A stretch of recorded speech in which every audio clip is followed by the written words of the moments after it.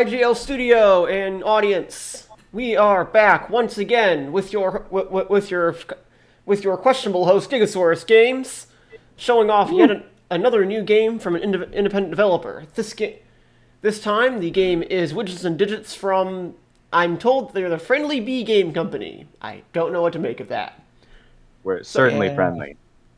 why so why don't you introduce yourselves? Sure. Hey guys, I'm Joseph, or usually go by Joe. Actually, I don't go by Joe at all. I'm sorry. I go by Mr. Widget, as you can see from the suit. Um, and um, and yeah, I'm a game designer of Widgets and Digits. Hey everyone, I am Alex, also known as Mr. Digit, the other half of Friendly Beacon Company. I'm mainly the illustrator for the project, but we've been co-developing the game together for a little bit more than a year now, and we're really excited to show it off to everyone here. As you all can see, we have Joe on screen, not confused with Bombard Games Joe, who is not here today. And then Kevin, you said your name was Alex. Alex. Sorry, I don't know how I did No that. worries. Alex is here on audio, and today they have said that they're interested in showing off their game by showing how to play the two-player variant of it between themselves. Hopefully, they will be giving us a good explanation of the game as they go. But why don't we start off with why don't you go ahead and give us a synopsis of your game? Yeah, so our game, Widgets and Digits, is a engine building game about entrepreneurship. So the idea is that you are the CEO of your very own widget company, and your goal is to have the highest net worth by the end of the fiscal year. Every turn, you're going to be making widgets through this four-stage process called your supply chain. And I don't know if you guys can see my map, but this is it here. And every time you make widgets, you basically make money. And you can use that money to buy upgrade cards and upgrade your supply chain, which is awesome. That's kind of the engine building part of it. The problem is since it's a supply chain, every time you upgrade something, you create bottlenecks. And so you're going to have to work with the marketplace and trade resources to manage your bottlenecks so that you can build your company as efficiently as possible and wind up on the wall of widget winners at the end of the fiscal year. When we're talking widgets, we're talking the computer programming concept. No. So a widget is a magical item and it does whatever you want as long as you think it would be a great business idea. So entrepreneurship, coming up with your own ideas is a big part of it. And so at the beginning of every game, everybody has to come up with their own widget idea, which is what these note cards are for. Now, these are just for the tabletop simulator version of the game. This is the actual tear-off sheet that will come in the game. But since we can't write on it in tabletop simulator, we're just using note cards. But here's what you would do is you would name your widget, you would come up with what it does, and you would come up with a catchy slogan, and then whoever has the best widget idea gets the first mover advantage elephant, in parentheses, token, and gets to go first in the first quarter. So, are you looking when you go to production to make these tear off sheets that you want one time use, or are you looking at using dry Yeah, so erase or no, so they're going to be actual tear-off sheets because what we've found is that sometimes people really love the companies that they've come up with. And for example, we have a couple of them on my fridge. So I love the idea of a sheet that you can just like after the game is over, because you also write your score on it. If you really liked that one, you save it, you stick it on the fridge, and then over time, your fridge just becomes like this like scoreboard of its own. And then every time you look at them, because like they're always like silly ideas and funny slogans, it's like something that makes you smile every time like you see it. And of course, never miss an opportunity for some good widgets and digits marketing. Got the logo right up in front. Yep, and as you can see at the top of the forum, we have a space dedicated for a fridge magnet. so you do. So if you were to describe your game to someone who is curious mechanically, is this do you consider this a strategy game? Do you consider this a fun comedy game that you just It's play? absolute. Oh yeah. So let me tell you a little bit about that. Widgets and Digits is absolutely a strategy game, but what it what it does really nicely is it's a strategy game that can fit every audience. So the game actually comes with two included expansions, and each expansion roughly doubles the strategic depth of the game, up to 4 times the strategic depth of the original base game. What that means is the base game is a great game. I would put it at about a 2 to a 2.5 complexity wise. Great place to start, and it's something that most people can kind of get into and enjoy. And then you can kind of work in these expansions to move it up to a fairly complex strategy game. But since you're just adding one mechanic at a time, it's actually really easy to bring your friends and family along and kind of build them up to a strategy game. So, as a person who is always trying to get his friends to play strategy games, I love this idea of like, let's start at a game that everybody can get into. Let's all have fun with it, and then we're of course going to enjoy it and maybe want to try new things with it. And so over time, you can kind of work in other expansions and build it up to like a pretty serious strategy game, which is the type of stuff that I enjoy. But it's something that like it's much easier to get more people into since it kind of goes at your own pace. So in terms of the mechanics of the base game, we're going to start with a game that's called Classic Mode. This is the 2 to 2.5 complexity wise version of the game. There's 3 core mechanics to it. The most important mechanic, of course, is the engine building. The second mechanic is a kind of a push your luck mechanic, and you'll see it in play. Basically, you always have to kind of take a little bit of risk on are you making the best possible decision. And then the third mechanic is this marketplace trade.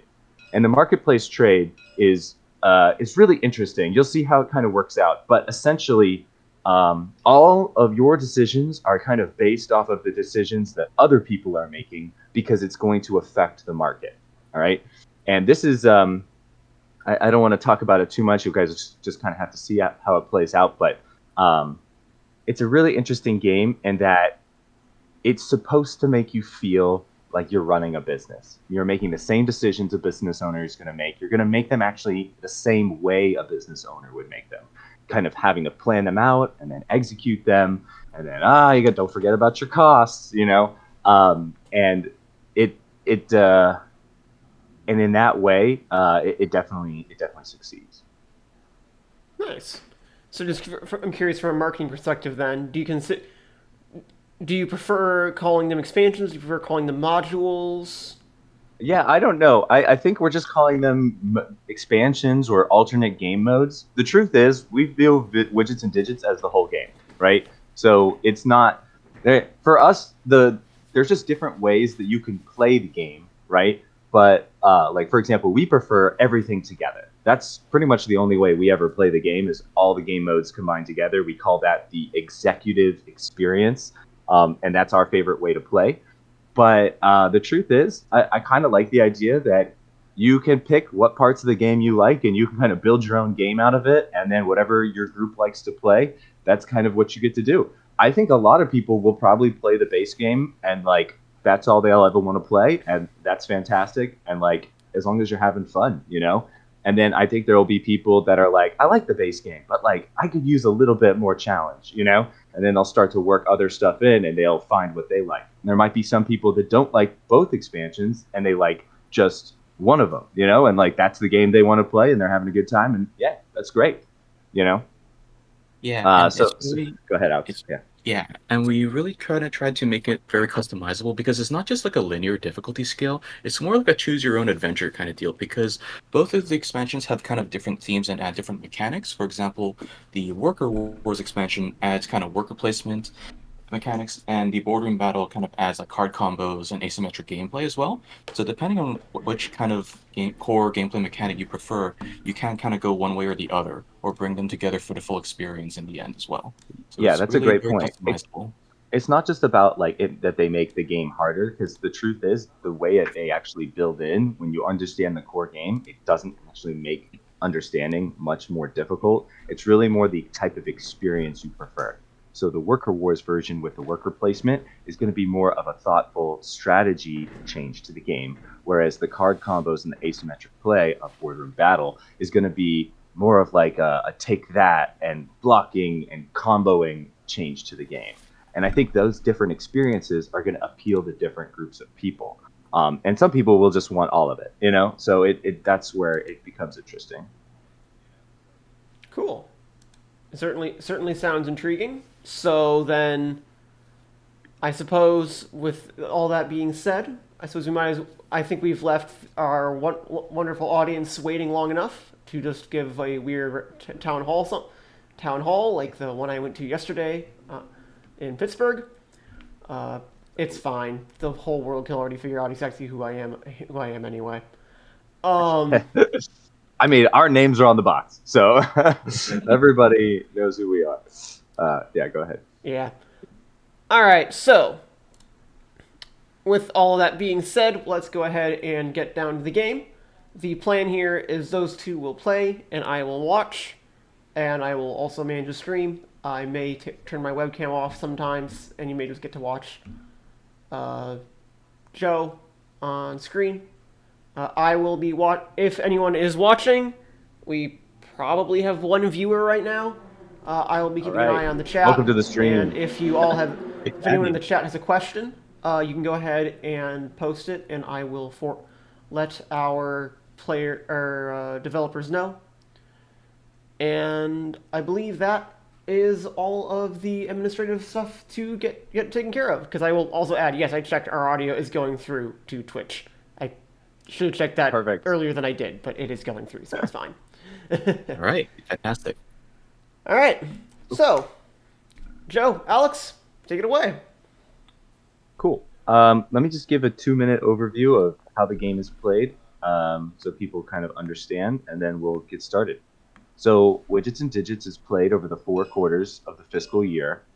In each quarter, all players are going to take one turn. During your turn, there's 3 phases. So I'll flip this over. The 3 phases of your turn are the investing phase, the production phase, and the upkeep phase. This top section is all part of the Worker Wars expansion, so is this labor market, and so is the bottom half of the board. So we won't be using any of those in this first game. So let's talk about the investing phase. The investing phase is when you buy cards and resources. The production phase is when you run your widget making supply chain. You run it one time in order each turn. And then this is just generally how you make all your money. All right? And then after you make your money, you have to pay upkeep. In this upkeep phase, there is a labor cost associated with each stage of your process. And as you upgrade it, that labor cost is going to be going up. Okay? So don't forget to pay your workers. You would also pay any storage fees for leftover resources at this point in your turn. At the end of the 4th quarter, whichever the game is over, we're going to tally up our final scores. The way you win is to have the highest net worth. Your net worth is the sum of your cash on hand, which is what we're tracking on these calculators, as well as the sell value of these cards that we're going to be buying over the course of the game. And with that, I think we're ready to go ahead and do a practice round here. So we start every game by coming up with our widget ideas. And then whoever has the best widget idea gets to go first in the first quarter. So Alex and I are going to come up with some genius products here. Yep. And I may have had an unfair advantage, but I was coming with an idea as... Oh, he was already thinking about it. Wait, that's all right. I'm good under pressure. Yeah, go for it. But yeah, we do have a house rule that we like to implement. Whoever comes up with their widget idea last has to present them first. So nothing like a little bit of public speaking pressure to really get the creative juices flowing. All right. So as Joe mentioned before, in the actual game, you'd actually break out the pens and pencils and write them on your scorecard. But right now, we're just using the tabletop simulator inbuilt cue cards mechanics. And we are using the digital calculators for this function, so it's easier to keep track of the money. But if you come over here to the right side of the marketplace, the game is going to come with actual physical dollar bills once we get the manufacturing underway. Hooray for Monopoly money. Yep. Well, we tried to be a little bit different. We changed up the colors. We have our own little design. You got the digit dollars with the dollar sign at the end. But the original prototype money was definitely Monopoly money. Not even real Monopoly money, like knockoff Amazon Monopoly money. But yeah.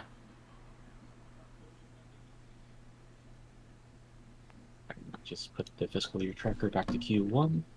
All right, not my best idea, but you know what? All right, I took longer to write, so I'm gonna have to read it first. All right. My widget idea is the pressure pet, and it's a Oh, cat that you can squeeze as hard as you want, and they love it to help you manage your stress. And then our slogan is under pressure, squeeze your pressure pet. And I'm just like envisioning this cat, and like you squeeze it, it's like eyes bug out, and it's like, oh man, I would want that. I was actually just spending like the time before this video just kind of looking up fidget toys. It's like, I need something to do with my hands. yeah, this So was a that very like I could use this right now. But yeah. All right, Alex, what do you All right, I got the Snack Snatcher. Mine is tailored for my opponent. You got? can see Joe's He's name is Sinister. pandering. He's pandering. Snatches a snack for you under the watchful gaze of sinister snack watchers. Don't get Oh smacked, they no. snatch a snack. All right, well, pandering always works. So Alex won the first mover advantage elephant and gets to go first in the first quarter. All right, so he starts with $20. He can buy cards and resources. And the other thing you can do is you can pay to refresh these cards. It's an escalating cost. It starts at $1 in the first quarter, and it goes up each quarter up to $4 in the last quarter. Yep. All right, buddy. All right. What's it going to So I'm be? going to start off my turn with the investing phase. So what I can do is buy or sell these upgrade cards. I can also pay to refresh the available cards if I don't like any of them. And I can also buy and sell any materials from the important marketplace up here. So, given the cards I have available, I have 2 assembly cards available. You can see those are purple, and 1 retail card at the end. So I think I'm going to go ahead and purchase the instruction manual. So I'm just going to pick it up, slot it Good pick into up. my assembly stage. That costs me $12, so it's going to take me down to 8. And so as you can see, right now I've increased the capacity of my assembly stage, which means that now I can process up to 3 parts, which are the red tokens, to finished goods, which are the purple tokens. But as you can see, my base process still only produces 1 raw material. My base fabrication turns that into 1 part, which means that I'm not actually making enough parts to fully utilize my instruction manual. So this is a bottleneck. So what I can do is I'm going to actually head over to the parts market, where parts are currently going for $8 a pop. You can see the price is uh, indicated by the row it's on. You can only buy and sell to slots that have or don't have parts, respectively. So I'm just going to pick up a part for $8. So that's actually going to take me all the way down to 0. I think that's a pretty efficient turn if I do say so myself.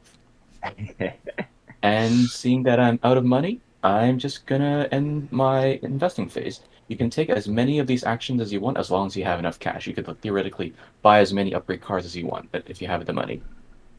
Um, all right, so now my investing phase is over. I'm going to move on to my production phase. So, first of all, my sourcing phase is going to produce 1 raw material. My fabrication phase is going to turn that raw material into 1 part.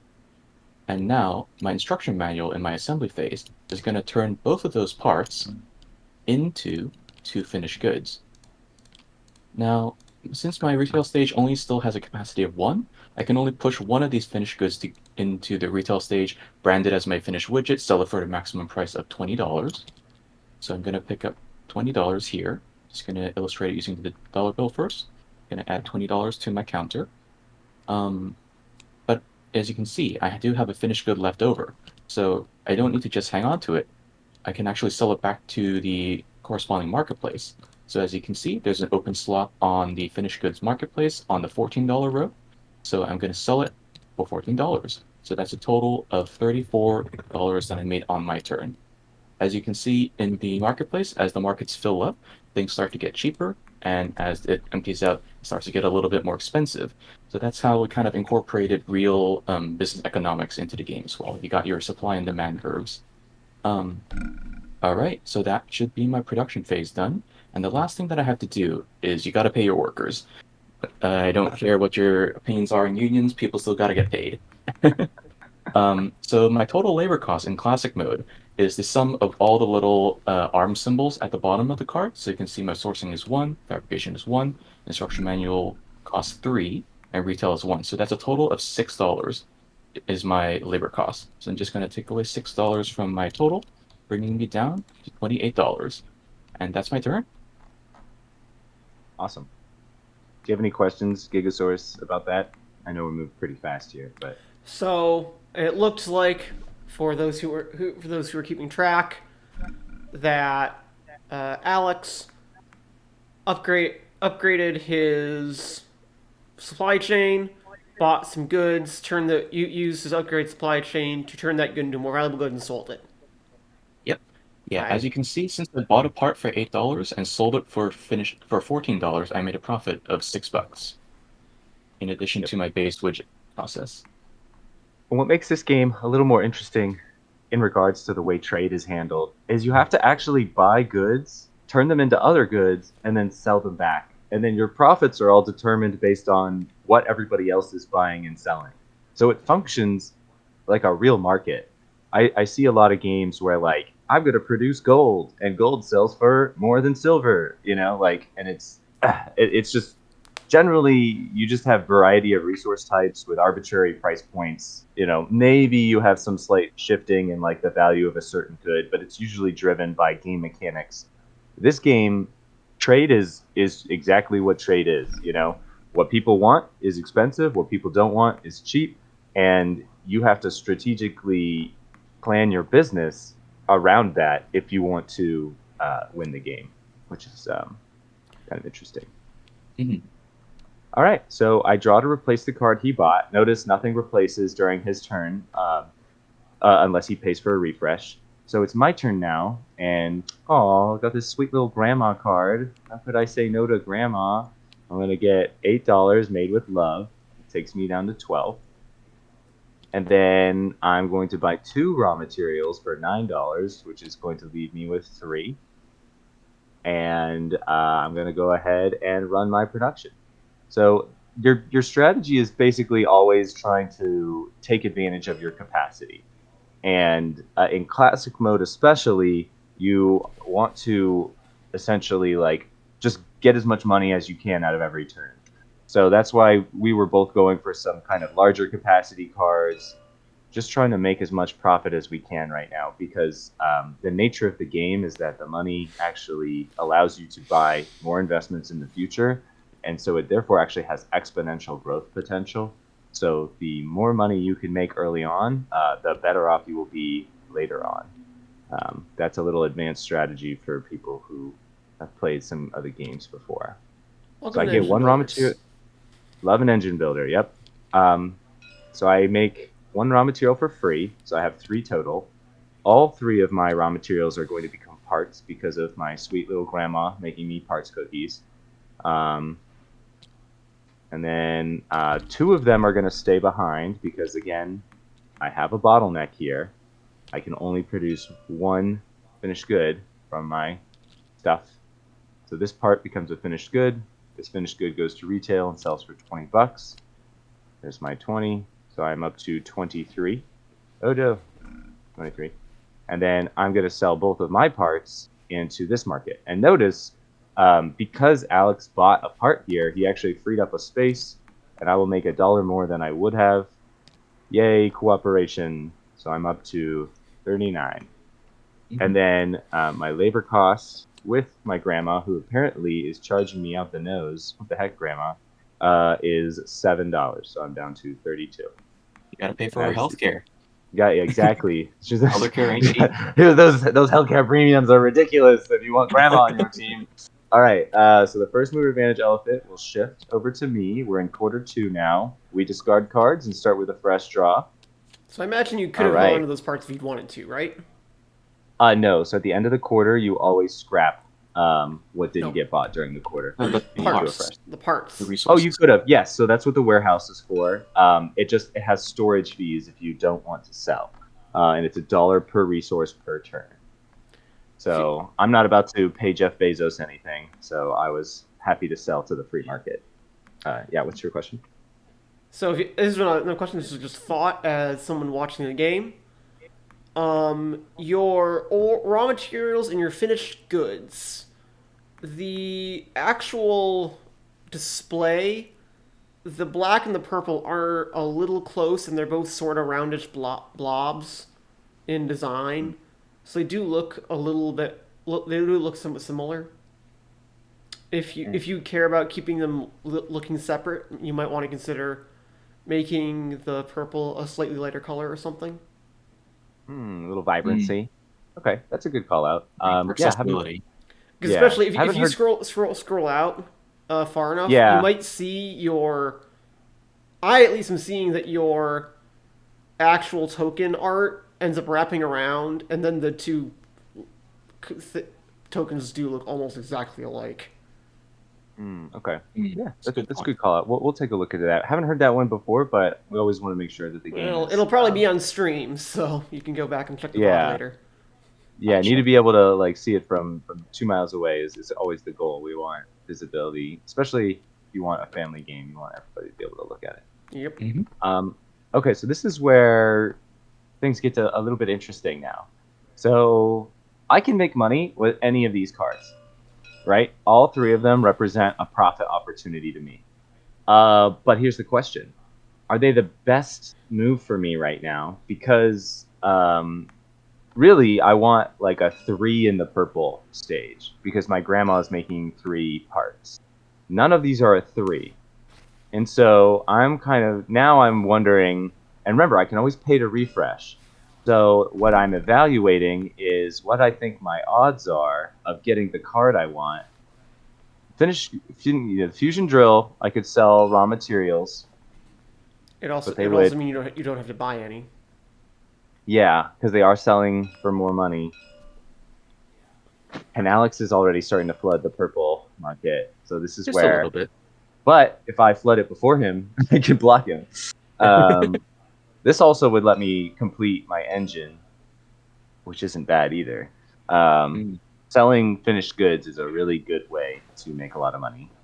yeah, and just for Hmm. context, the upgrade cards go from capacity 2 up to capacity 4. So the biggest, most expensive cards allow you to convert up to 4 inputs to 4 outputs. See, I don't really want this forklift card. It's really expensive and it doesn't give me a ton of production, even Hmm. though it kind of perfectly. Wait a minute. If I just buy everything, is that all my. All Go for it. right. Yeah. Well, when life For Wow, gives that's all your you. money. When, all right. Well, All Woof. right. for the designers, we have a comment in chat from Okay. SW483. I assume they're Yeah. just a viewer, saying that they like the fluctuating prices. Oh, thank you. Thank you. Yeah. It it gets influential fast. Um, Yeah, especially in Joe, do you want two-player to mode. kind of talk about the kind of design philosophy that went into the kind of like decentralized marketplace as opposed to having direct player trade? Oh yeah. So the marketplace is actually the pivotal part of the game. So the goal was to make a business game. You have to have players trading, right? Like to me, that's just like you can't have a business game if people aren't trading. That's what business is, right? But I grew up playing games like Catan and Monopoly, which although they have trade, I would argue trade is not incentivized in those games, right? Like when you play Catan, the number one strategy I see people doing is just not trading at all with each other because trading always helps the other person win, right? Same thing with Monopoly. Like under no circumstance, if I'm playing to win, am I letting you get a Monopoly, right? So you have these games that are about trade, and yet they actually the game incentivizes you not to trade. It doesn't make sense. It's kind of counterintuitive to what the game wants. And so when designing this game, I was thinking, all right, trade has to be part of it because it's a business game. But how do I get people to want to trade with each other? Right? How do I get you to want to do it? Not how do I include it in the game because you can include it and just people won't use it, right? But how do I get you to want to trade with another player? And the answer is that games are not actually like the real business world, right? Because in the real business world, trade happens because as long as we're both making money, we're both happy, right? But in a board game, I don't actually want to make the same amount as you. The only thing that matters is the delta. So even if we both lose, as long as I lose less than you do, I'm actually happy because it's creating a delta. So Of what course, I that's realized was only that so that changes with more players, of course. it changes, yeah, because maybe the advantage happens over the other two players, right? But it's at the end of the day, games are all about delta, and so people just they aren't incented to generally help other people win, right? Because especially like you're right, like maybe if we work cooperatively, we're benefiting more than the other players. but then it opens the door of, well, if I work cooperatively with you and you work cooperatively with the other people, now you're benefiting more than everybody else. So I don't want to work cooperatively with anybody because I don't want them to cooperate with other people. I just see a lot of boycotting strategies. And I was like, there's got to be a way that people won't want to boycott things and they'll want to actually like help. They'll want to actually trade, but only if I could put it in the context of you're actually helping yourself. Maybe actually I make the helping of the other people like a little subtle so you don't realize it. And hence, go ahead. Yeah. Sorry. No, finish your thought. No, go ahead. Well. Anyways, that's where the marketplace came in, because I was like, well, there's no game mechanics affecting this. So what effectively this is you are trading with other people, right? Because the only way resources move in and out is somebody else buys them. So this is actually direct player trade, but it's indirect because you're actually trading with a fixed third party, and the incentives flip because now instead of me not wanting to help you win, I want to be the first person to sell to the market because then I'll get the best prices. So, for example, in this finished goods market, I actually want to sell to it before Alex because then I can take advantage of these premium sell values and force him to take the $11 sell values, right? So I've actually incentivized myself to add goods to the market. And what that ends up doing is then Alex is like, oh, finished goods are super cheap. If I pick up a retail card, I can buy them for super cheap, and I want to buy them first because if I buy them before him, then I can buy them at the cheapest possible price. So I'm incentivized to take goods out of the market. So you're incentivized to both add goods to and take goods out. And so now, as opposed to like trade being something that helps the other guy win, trade is now something that helps me win. And so therefore, I want to do it. And you've actually incentivized trade with other players. Yeah, and the marketplace also implements a kind of subtle information advantage to players as well, because it might seem obvious at first glance that whoever gets to go first gets to take advantage of the best pricing. But whoever goes second or third or fourth gets to see, hey, this market's filling up, whereas this market's emptying. That means that I can take advantage of those increased prices. For example, you saw that previously, since I previously bought a part from the parts market, Joe was able to squeeze out more money from that by taking advantage of the shortage in the parts market. Yeah, So, it made me definitely want to fill in the market niche that he was not occupying. But what ends up happening is I've actually created collaboration because Alex doesn't want parts to get more expensive because he's going to have to keep buying them. And the game has actually incentivized me to provide Alex with parts at a reasonable rate. So it's funny, it's subtle, and it's kind of beautiful in how it all works out. And what we've noticed over tons and tons of gameplays is that at the end of the game, it's quite common for the marketplace when people are playing efficiently to just end up at like kind of a perfect middle, because people are just going to keep fixing each other's bottlenecks so they can take advantage of profit opportunities, and then the market stays in a near equilibrium state, which is of course the goal. Like we want market equilibrium. Mhm. All right, that was pretty deep, guys. I We do didn't lose just it. have one question I want to ask before we go on. Yeah. And you continue your turn finally. So have you Yeah. played Twilight Imperium? Have not. Curious. Okay. So the reason I ask is because in Twilight Imperium, at least in 4th edition, it turns out at high levels of play, a lot of the time the quote unquote best strategy is to just make sure everyone is sort of close together, because it turns out that the Otherwise, way people king make. basically, yeah, the winner is essentially whoever is able to trick either trick or outlast the others in the last round, because Mm-hmm. and if you are clearly in the lead, everyone will just kill you. Yep. So, Mhm. and then The I was difference also gonna, though is that and there's no also way a to thing. attack. Sorry. I was just gonna say there's no way to attack in this game, right? Yeah. Of So course. you don't have to placate other people because they can't like suicide on you and like take you out of the game. Right. So it's actually a purely economic incentive system. Sure. But yeah, go ahead. And I like what you're saying. I'm just the only reason I'm pointing this out is you're saying you find it difficult to create a trade system that incentivizes trading to help both of you.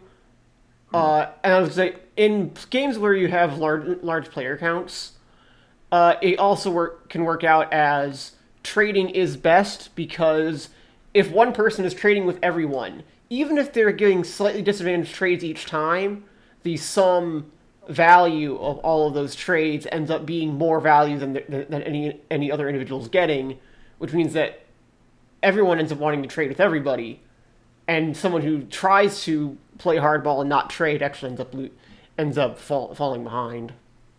Yeah, I hear what you're saying, but I've never seen that in practice. So I actually I have. just I've got this really absurdly large, long game that will never be shown on this stream because it takes way too friggin' long. Where actually like player games I've played with, I one of some of the feedback I got from play testers in the past is we actually think there's too much trading going on. Hmm. That's great, but it also depends on your players. Yeah, And the sure, problem is at the end of the day, I'm always solving problems that I've experienced in games. right, And like when you play games like Catan, if you're the one who usually wins Catan, what ends up happening is everybody else trades, but not with you. You right. know, like they don't want to help you win. They're happy to trade with each other, right? And you're like, but then it kind of ruins it because I usually think the person who is bringing the game to the table is probably the one who's pretty good at it, right? And then you run into this negative feedback loop where it's like, I want to play this game because I love it, but I love it because I've played it a lot and I'm probably better than my friends at it. And then when we play, they do everything they can to make me lose, and then that makes me not love the game that I love. You know, it's kind of it depends on how competitive your friends are. My friends are very competitive, and Yeah. so I was like, I want to make a game where people are always incentivized to do the optimal thing for everybody, and they aren't just there to king make and screw me over. You know, I want to make a game where like, I will still enjoy it even, and I want my friends to enjoy it even if they might be losing to me because I'm a master of strategy. Yeah. And so that's the other thing about widgets and digits. It's also really hard to keep track of scores until the end of the Mm-hmm. game. That's intentional. We don't want everybody to be constantly worried about whether they're winning and losing. We want you to just have fun trying to build your engine. And there's natural comeback mechanisms in it, but you have to be good enough at the game to kind of go for them. But we don't want you to be worried about whether you missed them or not. Just kind of play for fun, build your engine, opt to play optimally because it makes the most sense for you, and you know everybody kind of wins that way. And then at the end, you'll see there's other mechanics that are in there to like make sure you have a good time even if you lost. Yep. No, to be clear, Yeah. I actually do Ultimately, like the way you've handled in this game. I'm just saying, blanket. No, I'm you're just right. pointing out your blanket statement isn't necessarily always true. This is the only Of reason I course, brought of this up. course. that's true. No, Yeah, 100%. ultimately, one of Go the ahead. things that we tried to tackle that Joe brought up really early in the design process was to avoid the kind of crabs in a pot phenomenon, where people would just kind of like gang up on on the person who was rising the highest, Yep. like how crabs kind of hit at each other in a pot as they're trying to escape, and nobody ends up having a good time. So, And what you'll notice is actually in the boardroom battle game, which we'll play second, that actually adds take that mechanics. And yet, honestly, I don't. It's also not a king making game. Like you don't. I don't think we've ever seen anybody play in a way that like it doesn't work out that way. You always play what's optimal for your strategy, and it just kind of works like that. I don't ever really see people except for I guess the button, but it's not intentional. It's yeah. We'll show you in a second, but Yep. this game is not really a king making game, which I think some people might enjoy. Like mhm. I don't really like games where you get to the end and then somebody's like, "I've decided I don't like you the most, and therefore you lose." In All any right. case, Anyway, in any I, case, so let's keep going. conversations are All right. always fun, but you can go ahead and continue your turn because, yeah. Gotta keep moving. All right, here we go. I'm just gonna speed through this. I make 4 raw materials. 1 stays behind. 3 of them are taken by Grandma and turned into parts. 1 stays behind. 2 of them are taken by my forklift, packaged into boxes, handed over to this lovely sign spinner, and sold at market for $20 a piece, and I make $40. So 40. And then I have 2 resources left over. I'm going to sell both. So this one sells for 7, and this one sells for 5. For another $12, I'm up to $52. And the labor cost of my massive workforce over here is 8, 11, 12. And that takes me down to $40 clean. All right. Let's see what you got, Alex. Should I All have right. spin? Ah, it's a Ooh. good thing I didn't refresh. Yeah, these I mean, it was pretty impressive getting a full engine built on Q2. I will have to I give you know. I props like for did all the math, and I was like, okay, the game plays itself. I'll just buy them all. that. All right. All right. I think even though there are probably better cards available to me in the deck, I'm just gonna hedge my bets a little bit and pick up free samples for $8. Yeah. Because you can see parts are going for pretty cheap right now, and if I can pump those all into finished widgets, that's going to be pretty big profits for me. So this takes me down to 20. So it's a Now, do I cheaper. want to find? So that's a two converter with slightly higher upkeep, slightly lower sell value, but it also means it's cheaper to buy. Yeah. Yeah. So if you compare it to professional sign twirler that Joe has on his board, you can see that it's professional sign twirler is cheaper to pick up, but more expensive to keep on staff because it costs 3 per turn instead of the 2. And nice bathrooms is the extreme for that. Costs a lot Yeah. to pick up, costs basically nothing to run. And so there's multiple variations of each. We call them capacity tiers. So there's multiple variations of this 2 capacity purple card. The difference between them all is like there's it ranges from very expensive to pick up, very cheap to run, to cheap to pick up, very expensive to run. And depending on your game mode, some there different variations are better in different game modes. But it's also situational because, like, if you don't have much money, you definitely want to save money on the upfront buy. Mhm. All right. Now the question is, do I want to refresh? Because I definitely know in order to maximize my instruction manual, I'm going to have to pick up 2 parts, which, while cheap, Hmm. are still going to run me a total of $15. So if I only have $5 left over, and I paid for a refresh for $2, that would really realistically only leave me $3 left to do anything with. So it's actually probably not really in my favor to do anything in terms of refreshing, because if I had Unless picked unless you want to just see if you get a better green card and swap out free samples. this is true. This is true. It is a bit of a risky bet, though. It's a $2 bet. Where's Yeah. when's your entrepreneurial spirit? Ah. Well, I guess I could. Well, that would mean that I just wasted $4 on this turn. I see I what you're trying to mean, do. You're trying to bait you're me into maybe I think it's a game-winning play though. You pick up a good green here. a good green This is the would risk taking. This is defeat the me. push your luck mechanics. This is definitely the push to your luck. That's the thing. Alex likes to I play it feel like, safe though. No safe entrepreneur ever won this game. and that's the thing because Joe's engine is already so powerful. I kind of need to pull out the stops in order to kind of try to catch Exactly. up to him. So you know what, Joe? You talked me into it. I'm gonna Yeah, go there we ahead. go. All right, let's go, baby. All right, I'm All gonna do right. the draw. I'm gonna do the draw. All right. We're gonna make it fun. All right. So Alex is hoping for a good green card. It could be the way to win the game for him here. All right, So here we why does go. he want a Good green green card. card? And the reason why he wants the green card is because he's producing a lot of purples. Okay. And so if which is fine, they sell for $13 now, and he's making a good profit because reds are cheap. The problem is that refreshes get more expensive as the game goes on. So if he doesn't pick one up early, it could be harder and harder for him to get one later in the game. And the problem is he's going to continue to sell purples, and he's going to probably erode a lot of the profitability of his purple card. So if he picks up a better green than one like this only has capacity for 2. If he gets a 3 or a 4 now, he won't sacrifice any profitability, and he'll be able to keep it for the rest of the game. And that could be instrumental in giving him the profit he needs to win. And Otherwise, as the game goes on, he's getting less and less chance of being able to make big money, and he'll just be losing efficiency over time because of the way he's selling into the market.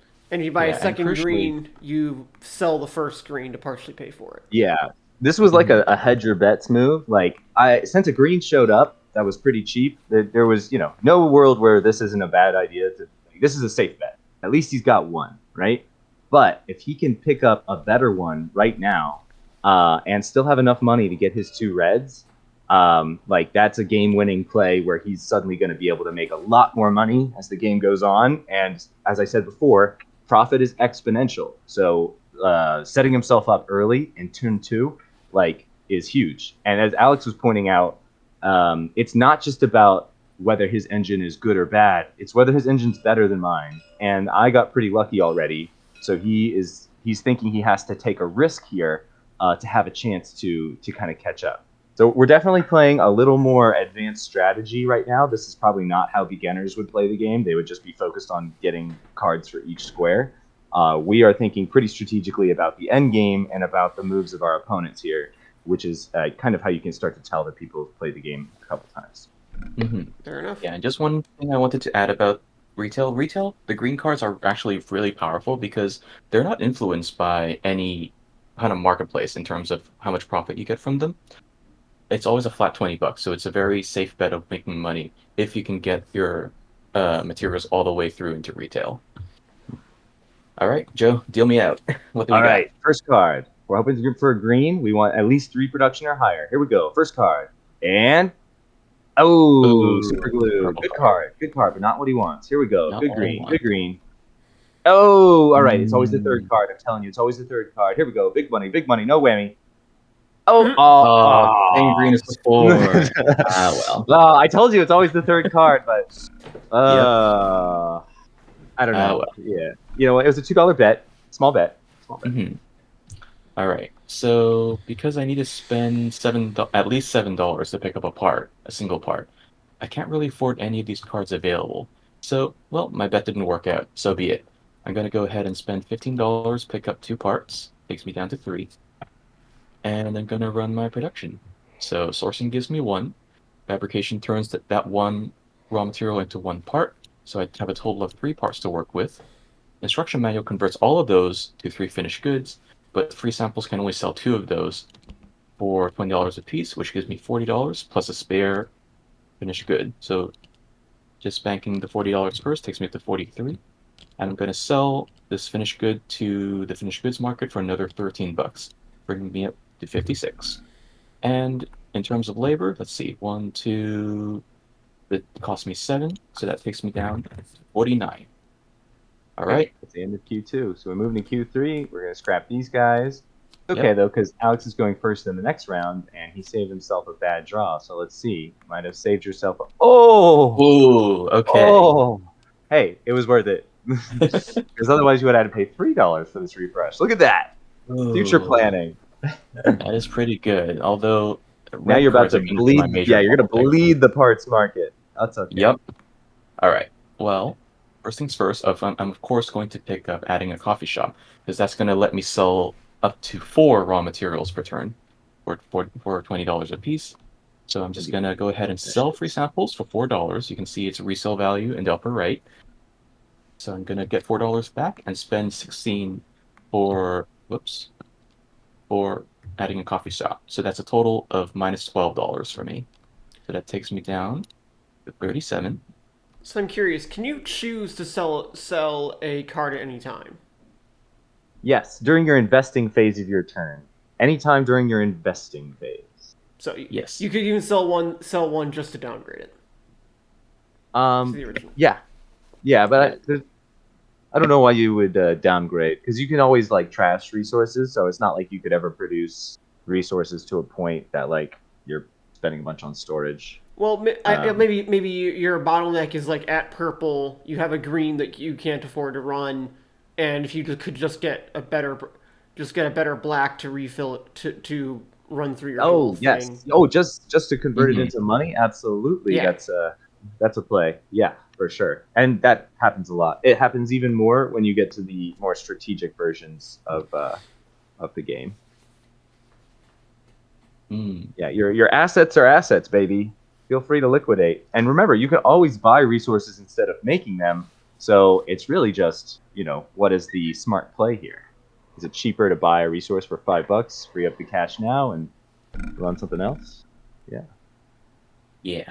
All right. So I'm looking at this right now, and I'm really wondering whether it's favorable for me to pick up a sourcing card right now.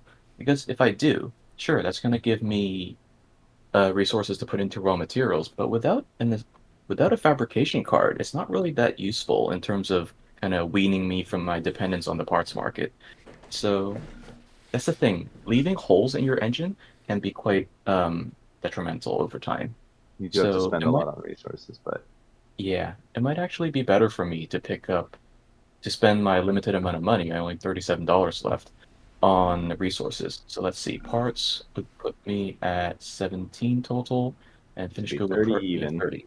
Yep. So I could pick up one finished good and two parts for a total of $30, putting me down to 7. And unfortunately, I wouldn't be able to pick up any other cards. So I'm just going to go ahead and run. So I'm able to make enough to put 3 parts into my instruction manual to produce pre-finished goods, and that joins up with the finished good that I bought previously for a clean $80. Woo! Woo! All right. I did And have your to pay a upkeep's lot to pretty get low that too, which is $80, but nice.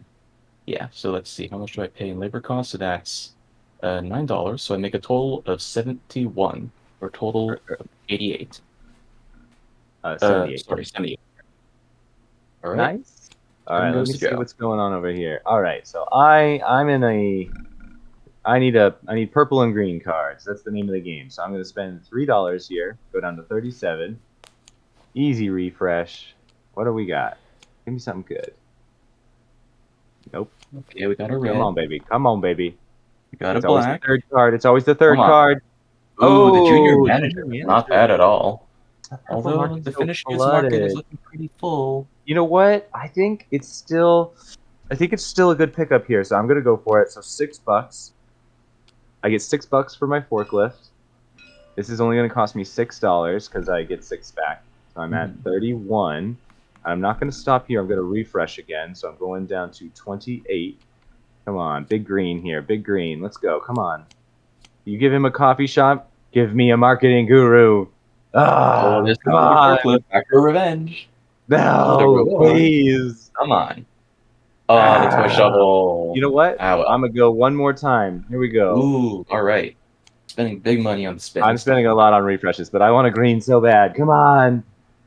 Ooh, Oh, come oh, free samples. on. That is a green. Oh, free Yeah, we'll parking. take All it. right. We'll take it. All All right. right. All right. It is All Pretty something. right. good. So It is I'm something. gonna sell this. It's not great, but I'll take it. So I get $2 back for my sign twirler. He did good work. I like that guy.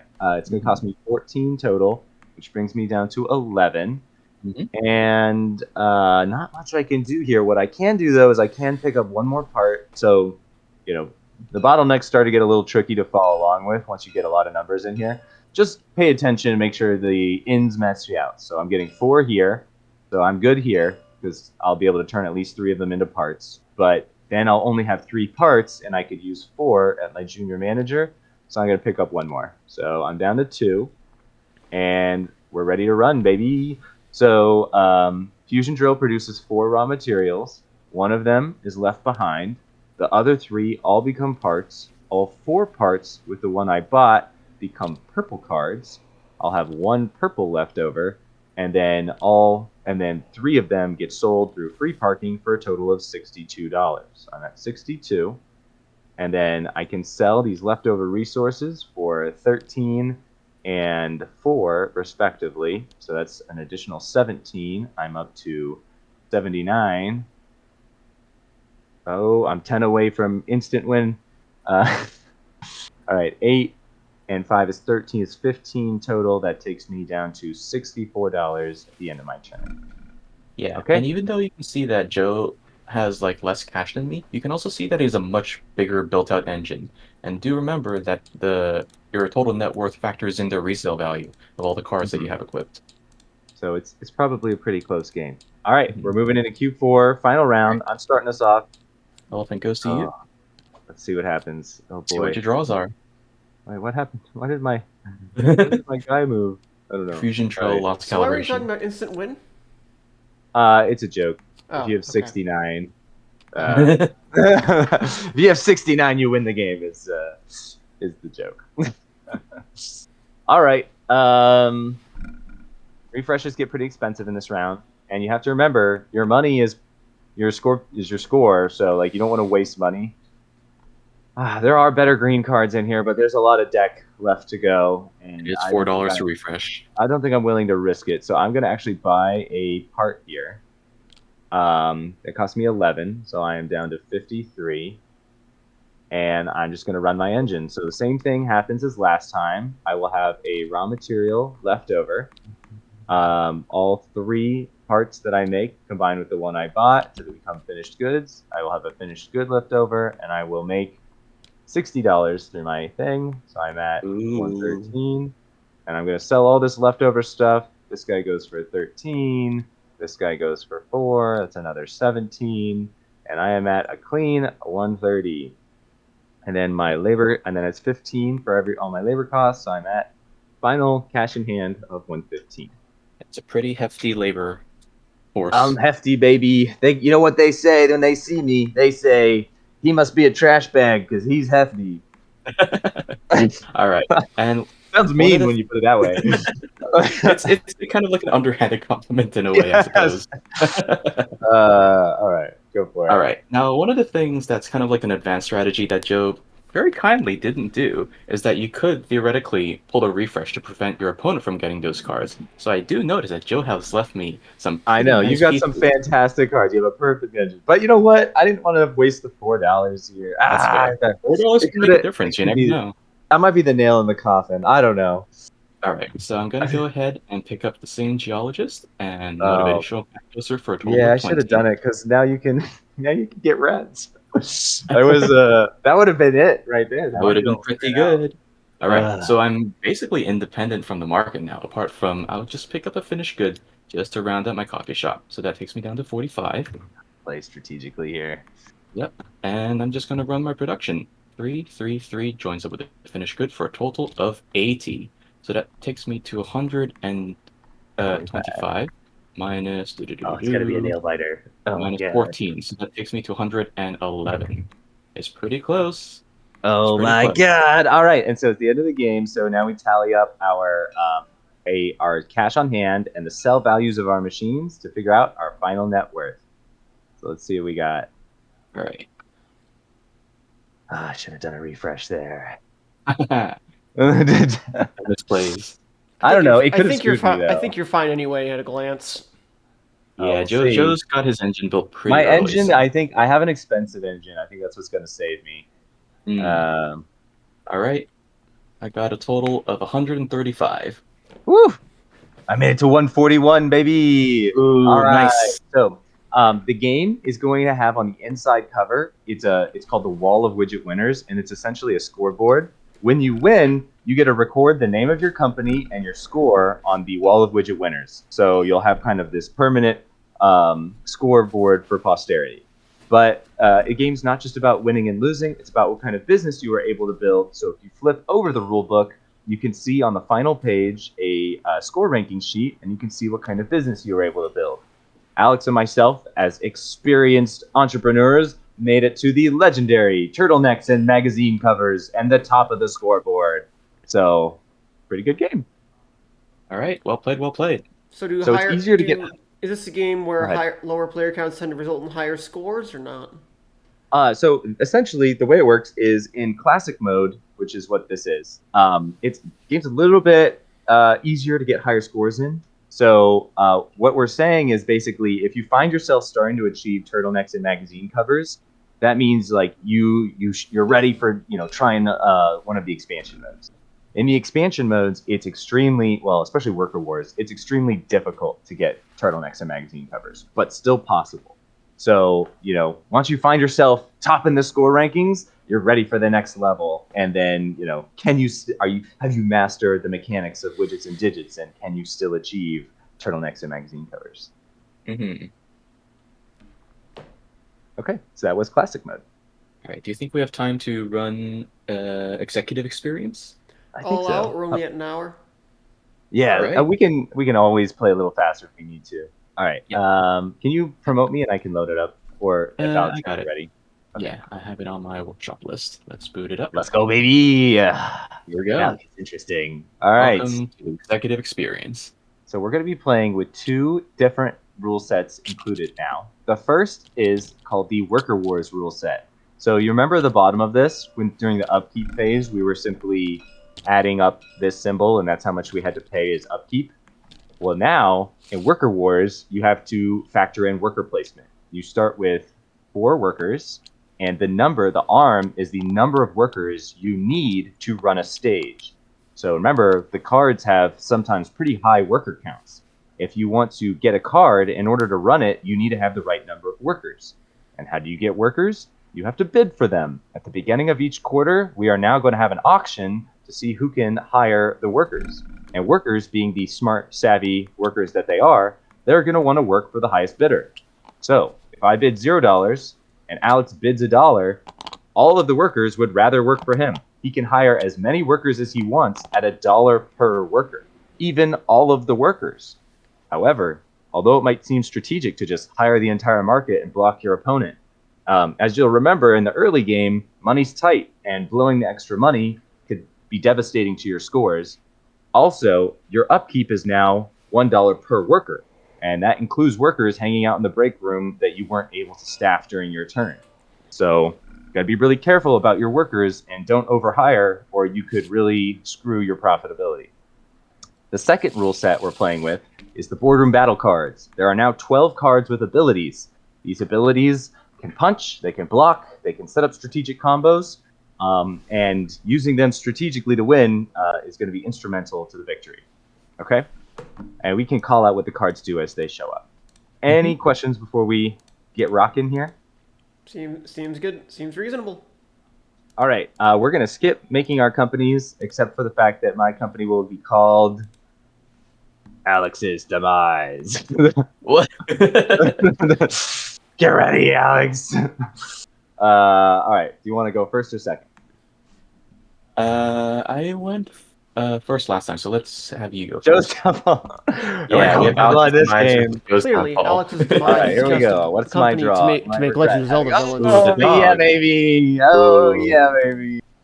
All A right, right lot off of the bat, we're green getting cards, some good though. cards. All right, there's all the green cards I needed in the last game. I'm bidding $1. Come All work for me. Alex's demise is got a 401k. All right, so just a little bit more info on the bidding. So bidding, of course, goes for whoever bids the most gets to hire first. But if there are ties, ties resolve in turn order. So since Joe is going first, even if I did bid $1, Joe would still be going first. So in order to beat him out, I'd have to bid $2 per worker, which is a little bit hefty. Or I could settle for scraps and go for 0. I'd save some money on my hiring, but Joe could potentially pick up all the workers in the market and leave me with nothing. So there's some interesting strategic choices going on right now. I think that I know that you're definitely going to pick up the dog, and you're probably going to force me to refresh as well because there's no way you're leaving these just on the table. So I'm going to go ahead and well, you definitely need at least 2 workers, and it's well within your means to hire out all the market at $1. So I'm gonna have to go $2 just to secure myself a little bit of labor. Oh, okay. I was wondering if you're gonna let me get in there. All right, how many do you Yeah. want? No, I'm not gonna let you pick up all the workers. I gotta save some for myself. All right. It's a little bit pricey, but I know. I'm gonna pick up 2 workers. Oh, interesting. Okay, I'll take the rest for $1. All right. Okay. All right. And now we'll move My on to turn. individual turns. Yeah. So it now goes in turn order after we pick up workers, and I am getting the dog because he loves to dig. All right. Zoom in on what the dog does. Yeah, I'll just say what it does. So the dog has an ability. That's what the blue border means. That's why we got excited when we saw it. If it has a blue border, it's got an ability. The dog's ability is if you discard the dog, and that means you forfeit its resale value of $2, you can dig through the discard pile and buy 1 card at 50% off. So that's a pretty good ability. Not to mention it's a sourcing upgrade, which are always nice in the beginning of the game, making it a pretty good card. So I definitely want to pick up the dog. Pretty strong opening. I'm fully staffed, so I don't really see the value in refreshing here. So I'm just going to go ahead and run production. So I get 2 raw materials because of the dog, and then 1 raw material goes all the way through my process. It becomes $20, so I'm up to 34. And then I'll sell the other one for $4. So I'm at 38. And then my labor cost with the dog is 6, and I'm at 32. 28. I was at 38. So they clearly know more Really? what's going on than I yeah. do. But I About kind of 34 wonder if minus saving 6, the right? Or resource no? for later might So have been more I had a valuable than total of, $4. it cost me But $2 for they workers, could which probably know brought me better down to than I do. 18, 14 to buy the dog, so I had 14. I made 20 bucks, so that would have brought me to 34, and then I sold a raw material for 4, so that brings me to Oh, 38. right. My labor Gotcha. I cost was wasn't 6. considering the raw material. Okay. I didn't spend very much in the beginning, so that's why I'm cash out. Gotcha. All All right, right. Let's see Alex, what my your card turn. is. Ooh, digging Ooh, droid. that's a Unfortunately, I refresh. can't afford it though because I spent $4 on workers. I could staff it, but I can't afford it. I can't afford any of these cards and staff them at the same time, unfortunately. So I'm just gonna have to go ahead and refresh for. Eh, did this pick up properly? Okay. Yeah. So See that what you takes me down get. to 15. Oops, the whole thing. Come on. Okay. Ooh, Discount mining mining cart. cart. That's Could not work. bad. Oh, Here we grandma's go. back. Comes back. Ooh, Canary Oh, Actuary. all right. So the canary's ability is for while you have the canary, you pay $1 less than your bid price to hire workers. So if he had bid $2 with the canary, it would have only cost him $1 to hire workers. And now here's the decision. Do I go for the capacity and pick up the mining cart, or do I pick up the canary and go for the advantage on workers later in the game? It's a good kind of problem to be in, but And let's see. you notice that the grandma card is actually a really good card, but the worker count makes it that he doesn't want to hire it right now. Yeah. That was an instrumental card for me winning last game, and this game it's now lost some of its value because of its high worker count. Mhm. So I think because I am noticing that the raw materials market is already filling up because of the dog, discount mining cart might not be the best choice for me. So I'm gonna take the strategic advantage and pick up canary. All right, So that so takes you're me down down to to 7. 7. And let's staff her up. Assign 2 workers to her. And unfortunately, I'm $1 short and 2 workers off picking up Grandma. So I'm I sorry, know. Grandma. You're gonna have to go into pile. All right. So I'm just gonna run my production. I produce $20 plus a raw A raw material. material. Dang, I'm missing out on $1 because Joe filled it up. But yeah. Feed the pit. For the So I record, I'm a get Lions fan. $23 in revenue. So that takes me up to 30, and I pay 6. So that takes me down to 24. So you still have Notice to that pay Jimmy my in the Jimmy in the break room still getting a paycheck over here. slacking. He's All working on right, his learning. He's learning and taking development. modules. All right, here you go. 4 worker cubes are available, and Alex has an advantage in hiring workers now. His Canary offers premium safety standards. Oh yeah. All right. Let's see. Um, let's see. These are some pretty good cards, I gotta say. Oh These boy. are not bad at all. Granted, I can only do so much with my limited budget, but all right. I'm gonna go ahead and I'm gonna go ahead and press the advantage with $2. Oh, all right. Well, $0. Leave Yeah. me with 1. All right. Now, because of Canary, even though I bid $2, I get a $1 discount, which means I only need to pay $1 per. So I'm gonna do what's called the labor bully strategy and pick up No. all the workers, leaving Joe with none available. So Well, that's gonna good luck cost me staffing $4. those. I know it's gonna be tricky, but all Oh right. man. And now Joe gets no workers. Oh. All right, but you got to go first. What are you getting? I do get to go first. Now, granted, I only have $20 left, and realistically, there isn't much I can do that's going to be productive for me outside of picking up motivational cat poster. Or I could spin for a refresh. It's still only $2, but cat poster. I don't think there's many better cards for We're me going right now faster, and than I'm the not cat poster. interrupting So them I'm all just the going to go time ahead to and ask questions pick because that up. as a stream host. So that takes me down to 8. I'm also going to pick up a raw material for 3. That takes me down to 5. Oh, don't forget to staff up cat poster. Cat poster requires 3 Look people at to all these sit look at around all and these look at it. unemployed people you have in your office. No, no, they're in training. I'm investing in We their career. we have opportunities at Alex's demise. Come work for us. uh, let's see. Yeah, and that's all I can do really. So I'm gonna go ahead and produce 2 raw materials, mix it up with a 1 raw material. I make 3 from the cat poster.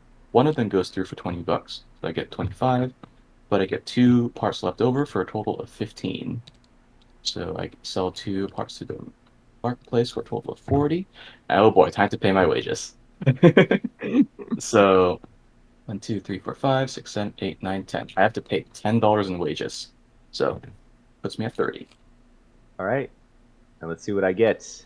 Aha! You can't pick up Ooh. any of these because you can't stack them. Or Let me think of keep that. in, keep in Also, it's mind. public knowledge to look through the discard, so I'm just going to take a peek. Also, Hmm. you can rearrange your workers as much as you want on your turn. You could even leave an entire stage unstaffed, but that does mean that the stage doesn't run at all. If your You know what? stage doesn't have enough workers, it doesn't run. I'm going to go ahead and I'm going to pay for a refresh. So it's going to take me down to $30. All these guys All go in right. the discard pile. Food for my dog. Oh, the Oh, other but just look dog. at well, Ooh, sloth. well, well. Oops. What a world we live. Wait, did I just draw that from the discard pile? Oops. Oh, Well, I goodness don't think gracious. Loader was that, was it? Yeah, it was. Yeah. Oh, gotcha. But Yeah. I grabbed it from the wrong. Okay. These are some pretty good This cards. is You want to talk us through the abilities? okay. So the sloth's ability, the trained sloth, is that it can copy the ability of any card. And then the suggestion box's ability is you can buy a resource and trash it for its bottom row resale value. Or instead of selling a resource, you could trash it for its bottom row resale value. So once per turn, you basically get an influx of cash. And oh man, these are some choices right here. You have some good cards, I'm not gonna lie. Okay. Wow. So if you wanted to, could the train sloth duplicate the suggestion box? Is the suggestion block? Oh, yeah. Blah. Is that in play? Only if you've purchased the suggestion box. You can only copy something that you've purchased that Or has been so- purchased. Or the other players Yeah, but purchased. Yeah, exactly. So I could copy his canary's ability. I could copy my dog's ability. God, if only I had workers, Alex, you'd be ruined. This turn would be devastating to The you. labor bully strategy. Oh my God. You can pick them up for their abilities. You just won't be able to use them. Honestly, I'm not even sure it's a bad thing for you to do. I know. Parts are cheap. Parts are Oh cheap right God, now. there's so many plays on the table right now. Hold on, you guys stress me Interesting. out. Give me a second here. Train Sloth typically allows you to counter Canary if you copy her ability. It's Because the since both of labor you get a that's one screwing me, discount. but there are moves. Okay, I could free up one worker, but I can only free up a worker in the green pile. Really putting Joe in a pickle right now. I was planning on discarding my dog to get free parking, which would give me an extra worker, but none of these cards are really useful at one worker. I can't free up enough that discarding the dog is helpful in other situations. I could buy and discard the sloth, but it's not really helping. Man, this is tough. Okay, this is tough. I mean, you could just. Parts are cheap, right? Parts are cheap. You could just not fabricate this turn. Oh, I'm fabricating. I'm fabricating, baby. I don't know why you would. I think you could buy the trained sloth and just buy parts for your assembly. How much is this guy again? Let's see. It cost me $4. You probably know better than I do, so. Some crashing going on in Joe's brain. I think I'm gonna take another respin here. Ooh, passing up these primo cards. Oh, I'm gonna make some money moves here. All right, there's no universe I don't buy suggestion box here, so I'm gonna spend $8. That takes me down to 22. I'm going to buy a part and immediately trash it. So it costs me 7, and I trash it for 11, netting a $4 benefit. So I'm at 26. I am then. I think what I'm going to do is I'm going to buy the sloth for $4. Takes me down to 22. Ooh. I'm going to copy the suggestion box's ability, so I can repeat what I just did, and in fact, I'm going to do that. So I'm going to. I think what I want to do here is buy raw material and trash it. So I'll buy raw material for 4, trash it for 7, netting at $3. So I'm at 25. I am then going to refresh. So the trained sloth. Got it. Yeah, so I can't use any of these cards, but I'm hoping for some cards I can use. Woo! All right, here we go. $2 refresh? I did. I paid my $2. All right. Now I've got some options, kids. Oh boy. All right. Big Counting red is button. looking It's pretty a card spicy. that lets you draw. It's a 50-50 essentially. If you get, you're gonna shuffle and draw a card. If it's a red or a black, your opponent has to pay twice the current refresh cost. If it's a green or a purple, you have to sell the card. So it's a risk taker's card. And then creative accounting is a card that for every widget you sell through retail, your opponents have to pay $1 per widget as some taxes. We got They some don't really pay it to punchy you; they cards on pay the it to the board. bank. But it's like you're making money and they're spending money. I always love to see that, especially since Alex is hemorrhaging money over here with his huge economy of people. Okay, so So how do I you know think what that I'm gonna X is the current round? Or um uh the yeah, it's the current refresh cost. So so yeah, right but now how it's do you what indicates that? oh, it On the says it on card. the card. Seal 2x from the richest competitor, Well, it doesn't say what X is and defined then as though. X is the Look at the current last card row. refresh cost. Is that Bottom defined line. somewhere in the rules? It Oh, says it on last- the bottom of the card, the last line. Oh, I can't read. You're right. You're good. Oh man. All right. What cards are in here? Dang it! I need a purple card. God. You're really trying to Um, build your engine out on Q2. It's a strong strat, but you don't have the labor. I think there's no universe where I keep this sloth. I really want to use my dog effectively here. What's on the card? Anything catch your eye? Man, I want creative accounting so bad. Wow, these cards are great and yet not great. All right, I sell the sloth. I can't afford him. He's $2. Gonna pick up the button. I pick up the button. I really can't use. I only have 2 labor to spare here.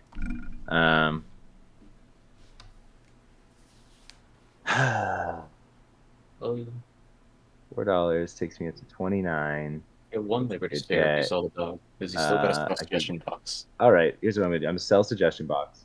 Crazy turn, Ooh. you guys. Crazy turn. I'm going to buy creative accounting. It's $12. Takes me down to 17.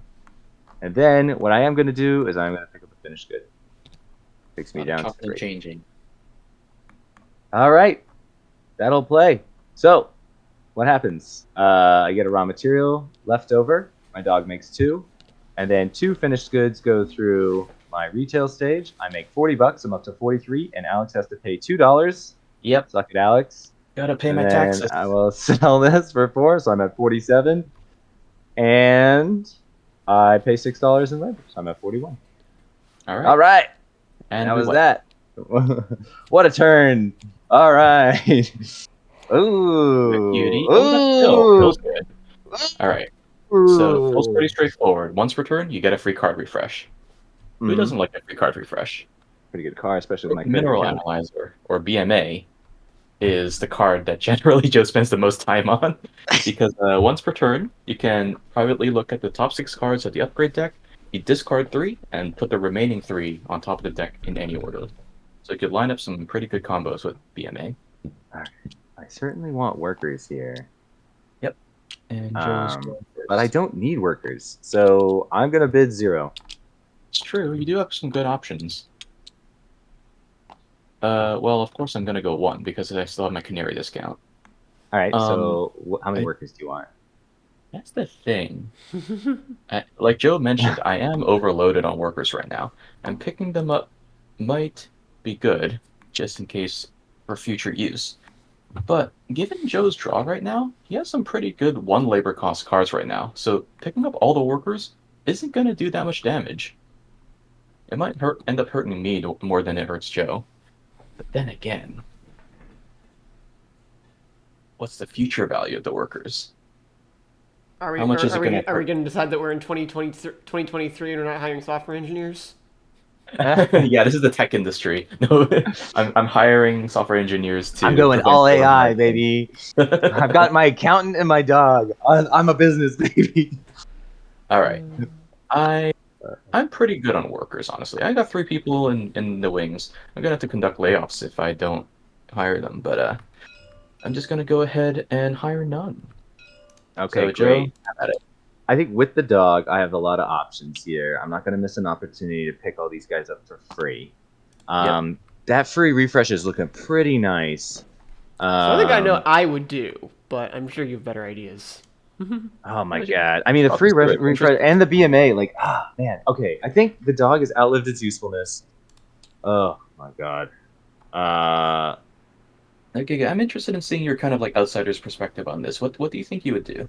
So what I would do, I think, is discard the dog, pull out Made with Love from the discard to give him a ooh, red, made and with then love. and then buy the black and the purple that run with one thing each, so you have a full set of upgrades.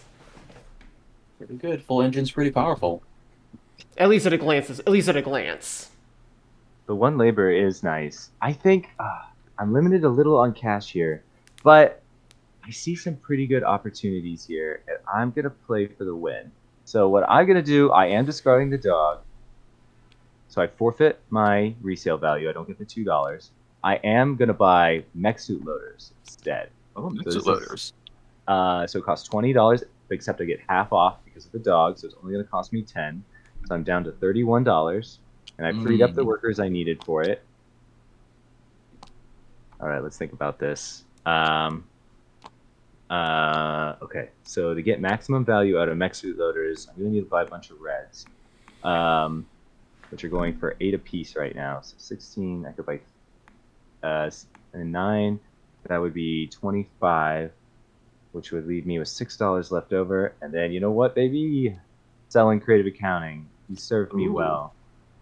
And I go to 37. I'm gonna pick up beauty at a checkout counter. I'm here to check out you.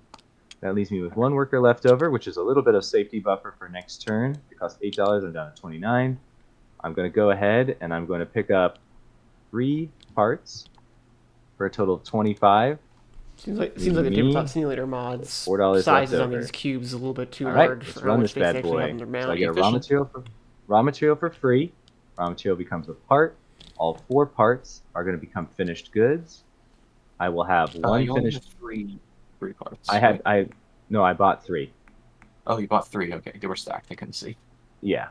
And so one finished good is left over. The other 3 go through. I'm at 64. Oh boy. 5 away from insta winning. And then I will sell this for 14. Takes me up to 78. And my labor cost is 10. I'm at Woof. 68. Oh, $1 away from winning. All right, All that's a right. real powerful turn. You've got some moves here.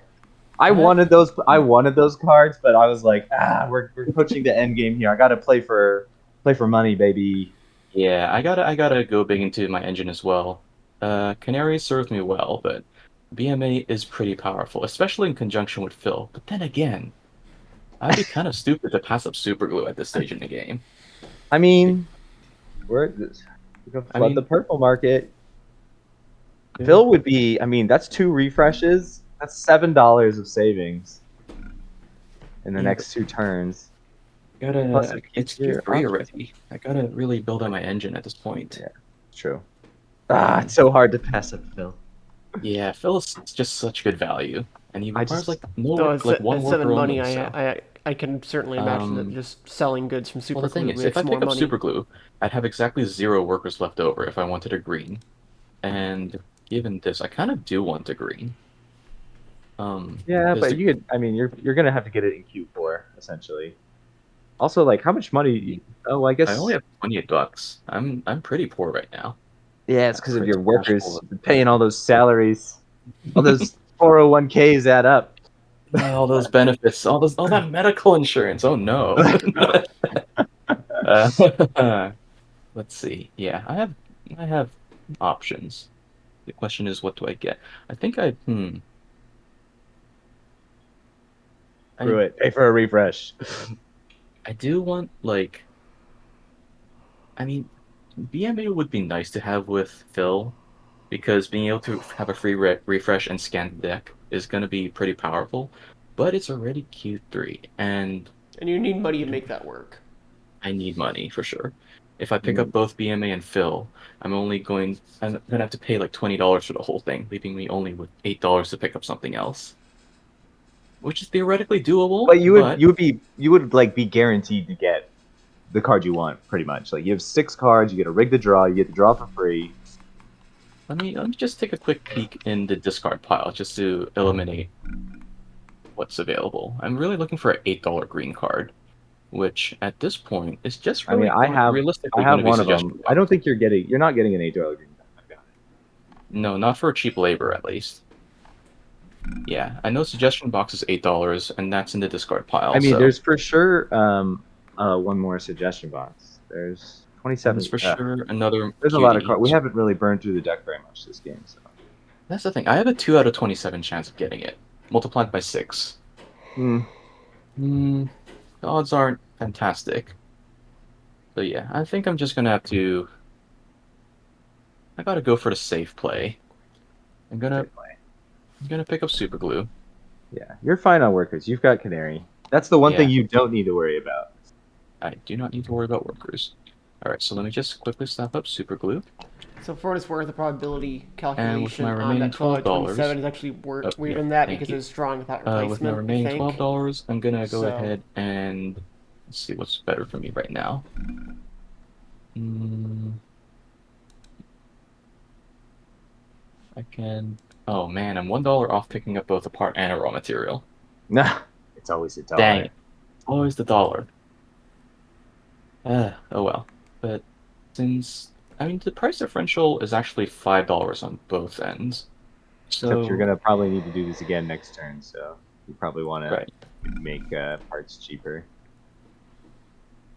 You'd like that, wouldn't you? Having nothing in your fabrication stage. I'm just saying it benefits both of us. The psychology of it. Psychology of I it. Um, gotta pick up a hmm. fabrication card just to spite you. It's gonna be the button. Actually, it can't be because we got rid of both. No, both buttons are in the trash already, and both dogs, I think, are in the discard already. So there's no digging. so are there 2 copies of each card then? For the 2 circle ones, yes. The 3 and the 4, there's only 1 copy. Yeah. All right. I'm gonna go ahead and well, because I'm going first next turn, it's gonna hurt me more quicker than it's gonna hurt you. So Yeah. yeah, I'm gonna pick up the raw material. So that's gonna cost me $4, and let's run. So I'm gonna have 3 raw materials, goes through, makes 3 parts. I turn 3 of those into 3 finished goods. One of those goes forward to $20, puts me at 28, and I have 2 finished goods left over for a total of 27. Plus the 9 for selling a part, which you had 30. No, I'm not 36. selling a part. Yeah, you did because you bought a raw material. Right, but Cat Poster can process all 3 of those. Mmm. Yeah, so I I see. turned those both into finished goods for next year at Yeah, 27 the only bucks. the only bottleneck was one waste in the super glue. I Yeah, so see. that puts me at 55, and I And have to pay retail. all my wages. So that's $10. Puts me at 45. Oof. I gotta catch up. But fortunately, I'm going first next turn, Oh boy, next it's gonna quarter. hurt. All right, last quarter of the game. Just leave me Let's one see. worker.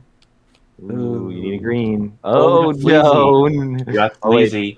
but there's you wouldn't. You wouldn't. Would I? Wouldn't I? All right, so these 2 cards. The Pizza Parties Dweeb, card huh? is when you sell this card, There's it some makes it so you don't have to pay labor cost There's some this old turn. slang. So all your workers are free because you bought them pizza. And then the Sleazy Car Salesman is a green card. Its ability is when you discard Sleazy, so you forfeit its resale value and you trash it, you can swap one of the rest of your cards for an opponent's card. It has to match the same. It has to match the same stage, but you can swap. Hmm. Now, let's see. I'm going first, and realistically, even though Sleazy allows you to swap a card with another card of your opponents of the same stage, Joe doesn't really have anything that I want. Joe doesn't have anything in the sourcing or fabrication stages, and mech suit loaders. I mean, it would be fine, I guess, but it wouldn't be worth discarding Sleazy for, in my opinion. because Sleazy, even though his effect is powerful, he's also an upgrade at his core. So I'm really not sure if doing that is the right call. That being said, I'm still going to bid $2 for labor. Ah, all right, I bid 0. All right. Hmm. How much can I reasonably restrict what Joe's gonna do? I could theoretically pick up Sleazy if I thought there was gonna be another green in the deck, which there very well might be. Let me just take a quick peek through the discard pile. Ooh, there's actually a lot of greens in the discard pile. I'm suddenly feeling less good about my chances. Hmm. Both dogs are in, so I won't be able to dig. Well, I have to pick up Sleazy, if only for the fact that having Sleazy in your engine is going to be pretty dangerous for me. But that being said, I still have to pick up Labor first, so I'm going to pick up 3. Oh, you're leaving me with 1. All right, I'll take it. Alright, so definitely going to pick up Sleazy. Just to prevent Joe from getting it, really. Okay. Could theoretically hazard a refresh, but let's let's see. If I were to run as is, I would need 1 raw material and 1 part, which would run me $13, which is still plenty of leeway, I think. So let me first tap up Sleevey. So I have what I really want is a good black card because Canary, since there's no more labor bidding, is functionally useless right now. Hmm. Hmm. Yeah, I could use pretty much anything but a purple. And I think my chances of getting that are pretty decent. So even though it's Q4 and it's cost $4 to refresh, I'm gonna spin. Let's see. Come on, no whammy. Let's see what we get. Creative accounting. Ooh, not helpful here. Not too helpful, no. Steve. Steve! Not the best. Actually, Not terrible, not the best. And ooh, the data miner. Ooh. Oh, those are some hefty cards though. yeah, the Let's see labor, no here. way. No, that's a total of 10 labor between them. I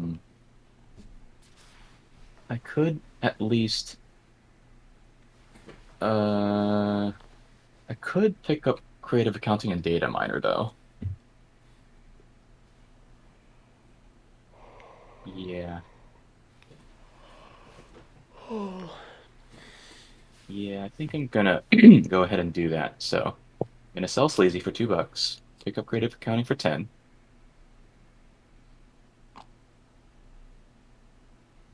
This means I have now freed up 2 extra workers. So, do you mind hearing something from the peanut gallery? Yeah. Yep. What did the comments have to say? Unless you need 2 money in liquid, you could discard the sleazy car salesman, swap the super glue in the mech suit loader. You still have a 4 production thing that that requires 1 less person, and it has two more sell value for endgame scoring. Oh, you're right. Thank you so much, Peanut Gallery. What's the name of our illustrious strategist in the comments? GigaSaurus Games, playtester extraordinaire at your service. I gotta be honest, I've I was broken them surprised. far too often. I was surprised Alex wasn't doing any swapping because Alex, you Right. gotta remember, it's not just like the money. You were thinking purely from like is the worth equivalent, and like yes, worth is like relatively equivalent, but like you have to remember breaking someone's engine on the last turn is utterly devastating. Oh, yeah. To like how much they make, and like there were a lot of ways there where you could have used Sleazy because there were so many purple card options. Like you could have shattered my engine in like 1,000 ways. This is actually the least hurtful way to shatter it. Dude, especially with Canary, you could have bought the entire labor market, and you could have given me a card with a bunch of labor requirements that Well, that's the like was thing, like, honestly worse, and it would have forced me to use all my labor just to like keep my engine going.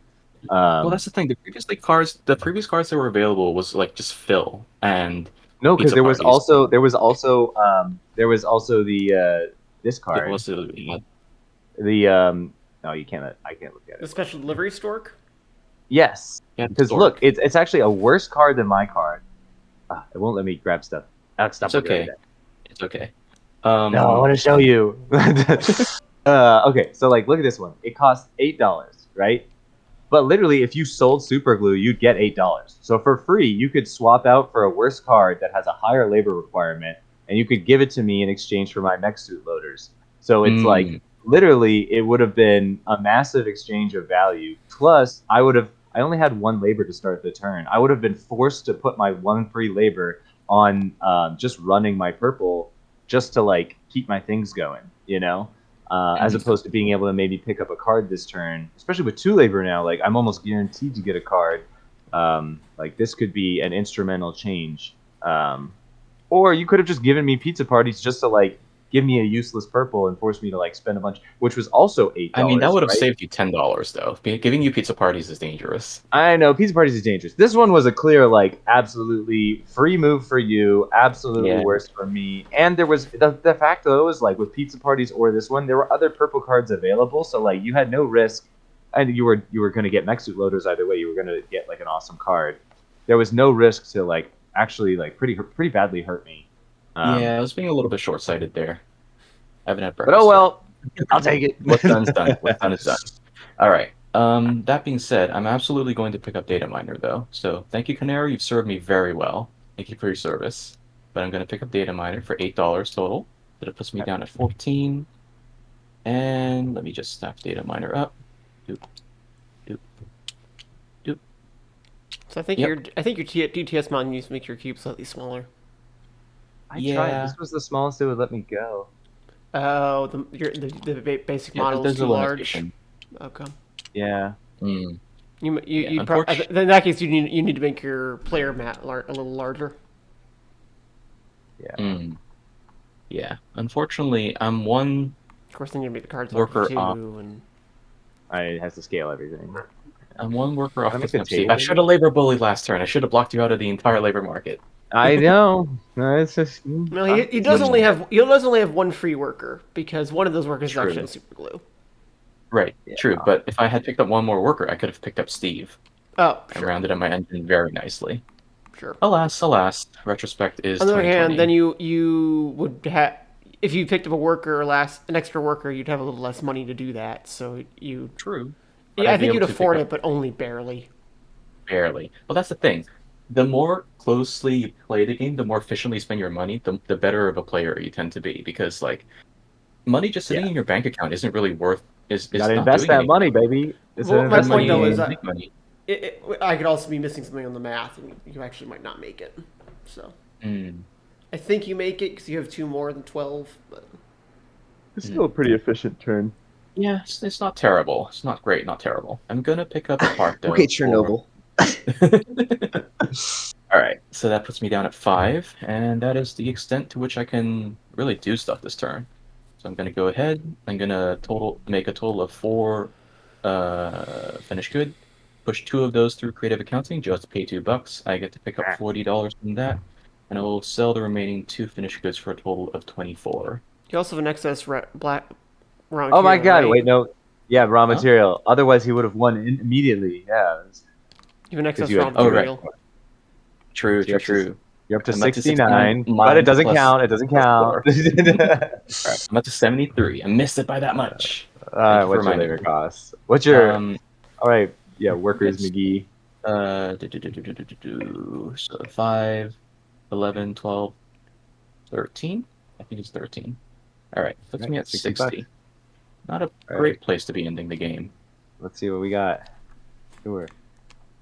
Ooh, got some good cards for you, but you can't afford them. Oh, the game's Yeah. suddenly lagging really hard for me. Oh boy. Okay. Yeah, Well, your ping jumped, but you're back now.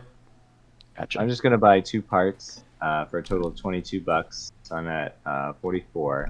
And to be honest, it's there's no more parts, but it wouldn't have even been worth it for me to buy one because at this price, like they're basically the same as buying finished goods. Mm. So I Really think kind of like resource screwed Joe in that turn. yeah, I think that's pretty much it. So I'm just gonna go pick up a part. From sourcing to fabrication. I'm at 3. All 3 become finished goods. All 3 sell. I make 60 bucks. I'm at 104.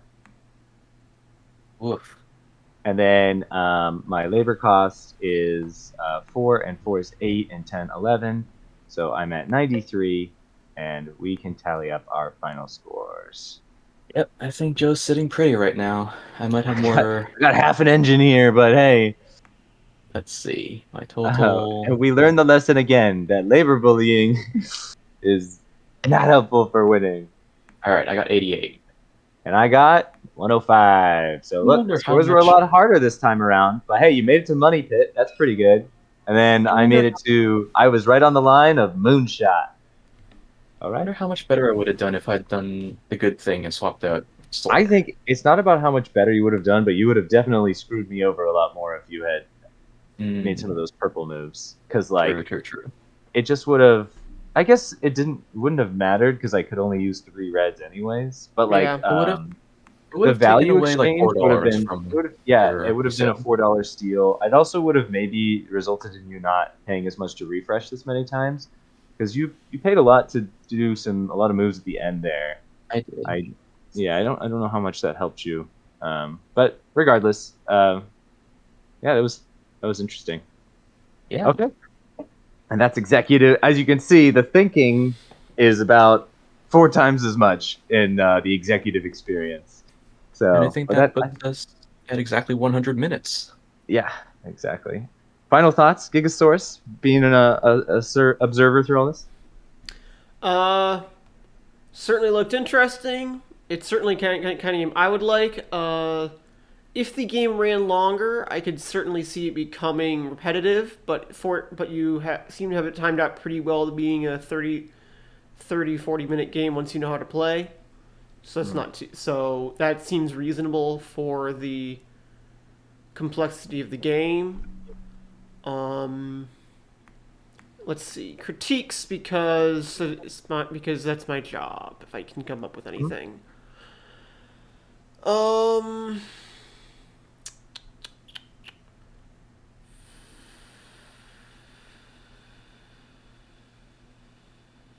Yeah, and Borderland Battle's fun too because like you saw we were cycling through a lot of abilities. Like depending on what abilities show up early on in the game, depending on which ones you're able to pick up, which ones you choose to pick up, the game feels much more different every game. Because like Alex was going for a labor bully strategy this time, and I went for more of like a dog build my engine quickly strategy. But if I had gotten a creative accounting earlier, I might have gone for more of like a penalty strategy. There's some cards that combo really well with that one, like the sloth, and there's another one that never showed up. Or that I think we both wish we had that BMA and that fill early on. That is more of like a control strategy. So there's a lot of different ways you can play the game depending on what shows up and what you decide to go for early on. yeah, Which I think I don't have a good critique on watching one game. It actually seems like you've probably playtested this pretty well. So if there was anything, it'd probably just be maybe a couple of the abilities. Like yeah, I the guess the one abilities. thing comes to mind is the trained sloth. Unless it's a one-time ability, you only get to do one time, which is not how I read that. How you mark that ability, especially if the other card eventually exits play, I don't know how you would do. Yeah, we've heard that. You just kind of have to remember, unfortunately. And yeah, I can see where that gets confusing if someone sells the card you copied, and then you just have to remember which one you copied. Um, we've heard that critique, but we haven't experienced that as a problem in play, I guess. But yeah, that is something to keep in mind. For example, there's cards like pizza parties and sloth. I guess the recommendation is like, well, if you're not using the card you copied or after you sell it, just like put it to the side so you can remember. But yeah, there's not like a way to change the writing on the card or anything. I was curious. The big red button, does that shuffle the discard pile in? It does not. It just shuffles the leftover card pile. So yes, the discard pile is public knowledge. Yes, you can be strategic about when you press the button to give yourself a better chance. And also, that's why the button combos really well with cards like VMA, which allow you to force discards, because then you could kind of set yourself up pretty nicely in the late game for some effective pushes. And since you don't get rid of the card on successful push, it could become a devastating card if you're able to get a couple pushes in, especially turns 3 and 4. So the I BMA button strat definitely works well. Yeah. You can't just use BMA to line up exactly what card you're going to get because you do have to shuffle it beforehand, but you can Right. at least kind of skew the deck a little bit in your favor. I guess the one thought I might have is if you wanted to expand your design space a little bit, you could start. You could maybe look into 6 worker special ability cards that produce that are more than two production. I totally get what you're saying, which is why the Spit and Prayers card is actually a card. It's a card. It's a discard card, so you forfeit the resale value, and it boosts the capacity of a card of your choice. So if there's certain 2 capacity cards you really like and you want to keep throughout the entire game, but they're not really getting you enough money, you just pick up Spit and Prayers, and you can suddenly turn it into a 3/3, right? There's 2 sets of Spit and Prayers, and Spit and Prayers can be copied by the slot while it's on a card, which means realistically you could actually do this up to 4 times in a game to get up to 4 times in a game to make any cards you want better cards. And of course, there's a card like Creative Accounting, which is charging people money based on how many units you're able to push through. Natural combo for Spit and Prayers, natural combo for Sloth. This is what we call the vampire strategy of just going all out. And remember, sorry, we didn't call this out. Creative Accounting actually affects all opponents. So it's an AoE card. So in multiple player games, this can be really interesting to pull out. If suddenly everybody's bleeding, and then if somebody else is doing it too, it could be a really instrumental card in the game. Right, but if you don't want to be hit by any of that, there's always Invisible Tool Belt, lets you kind of ignore any kind of negative competitor card effects. It's Yep. kind of like, haha, I'm This safe. is my girlfriend's favorite card. She knows we're going for them, so she's like, "Oh, tool belt's down. I'm getting it." Yeah. I Yeah. think that it.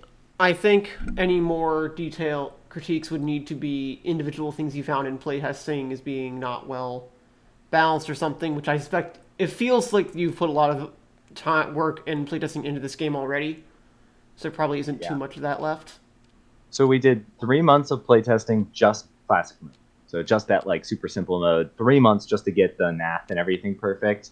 And then Boardroom Battle was probably 3 or 4 months just working on the player abilities and getting all of those perfect. The abilities were much harder to playtest than the actual game itself. And this is Just three getting them months of a all. half-hour game, so Yeah, and then finally, Worker Wars was actually the easiest to get in play.